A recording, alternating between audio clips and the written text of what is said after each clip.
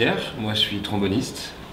La formation un peu actuelle je joue dans Sax Machine avec Guillaume et Samuel Nash. Et puis après j'ai pas mal de groupes de remplacement. Voilà. Moi je suis Saf en fait, j'ai un projet qui s'appelle Darjeeling Speech et voilà, je suis MC lyriciste. Voilà. Et moi je m'appelle Guillaume et je suis saxophoniste et beatmaker pour Sax Machine et d'autres projets. Un groupe de soul qui s'appelle Léon Newars à Bordeaux, Pillac, un groupe de blues, et La Machine Ronde, un big band de jazz. C'est le festival qui a initié le projet, qui nous a invités en fait à faire une rencontre musicale pendant toute la semaine pour créer un set en vue d'un concert samedi soir pour le festival. La première difficulté, qui n'en est pas une réelle difficulté, mais au départ c'est la rencontre avec Tolga. Du coup, trouver une musique et un langage commun. C'est vrai que tous les trois, Pierre, Saf et moi, on vient un peu, on a quand même un langage commun qui est le hip-hop, le funk. Et Tolga, lui, a son langage de la musique traditionnelle turque, de la musique classique aussi.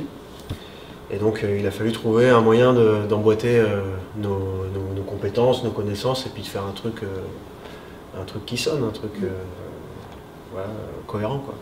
D'assimiler les structures, d'assimiler tous les détails des morceaux en très peu de temps en fait.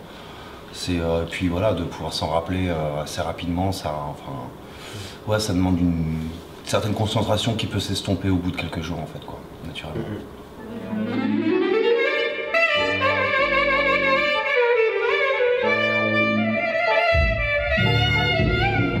Ça vient d'Istanbul, ouais. Enfin, Istanbul, moi j'ai plutôt cherché des samples sur Istanbul, c'est plus facile comme c'est une métropole.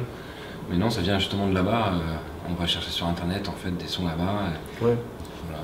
Tolga nous a aidé aussi à trouver des chanteurs traditionnels pour aller prendre des samples là-dedans, des musiques de films aussi.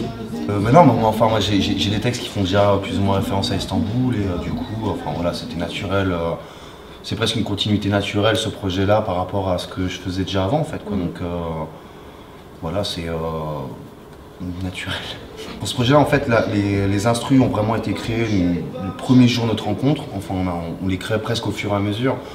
Donc moi j'ai l'habitude d'avoir la musique pour écrire dans un premier temps. Donc là c'est vrai que j'avais déjà dressé un corpus de textes au préalable pour pouvoir piocher dedans et avoir des textes déjà écrits à disposition. Donc ouais, je pouvais pas tout écrire sur place, je prends déjà pas mal de temps pour écrire, donc là c'est...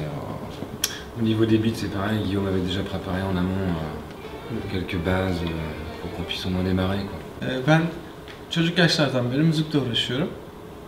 Halen Türkiye'de, İzmir'de Ege Üniversitesi Devlet Türk Müziği Konservatuvarı'nda öğretim görevlisi olarak çalışıyorum. Daha çok geleneksel Türk müziğiyle ilgileniyorum. Yani Türk sanat müziği diye adlandırdığımız Türk klasik müziğiyle ilgileniyorum. Evet, Rene ilk gelişim. Fransa'ya daha önce gelmiştim, Paris'e, ama Rene ilk defa geliyorum.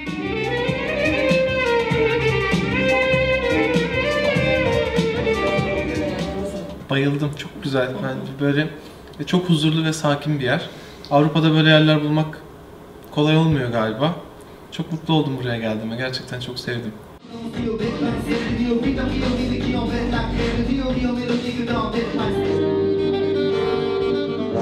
On en a 6.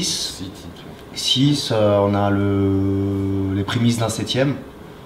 Mais enfin, comme on disait précédemment, enfin voilà quoi, les limites quand on les rejoue, quand on refile tous les titres, il y a des petits trucs qui s'ajoutent, il y a des choses qui bougent. Et du coup, voilà, on espère avoir les 10 titres pour samedi. Mais bon, voilà, on a un bon rythme de travail, on s'est fixé à peu près 2 morceaux par jour, donc voilà, c'est notre rythme à peu près. Justement, l'idée c'est ça, c'est de pouvoir aussi exporter ce projet après en Turquie.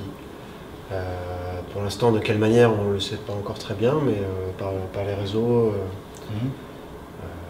Voilà, l'idée c'est de pouvoir aussi peut-être continuer à créer, je pense, le projet, continuer à le développer, avoir un temps de création et ensuite une petite tournée là-bas.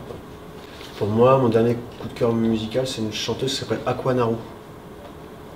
Un morceau de Duke and the Blazers que Que j'ai, bah ouais, mais c'est celui-là, et du coup, il s'appelle UHH, et du coup, c'est voilà, c'est mon gros kiff, je l'écoute 2 fois par soir. Ben dediğim gibi klasik Türk müziğiyle ilgilendiğim için daha çok kendi eserlerimizle ilgileniyorum. Ama iyi yapılmış her müziği dinlerim ve içinde olmaktan da büyük keyif duyarım. Aynen burada olduğu gibi.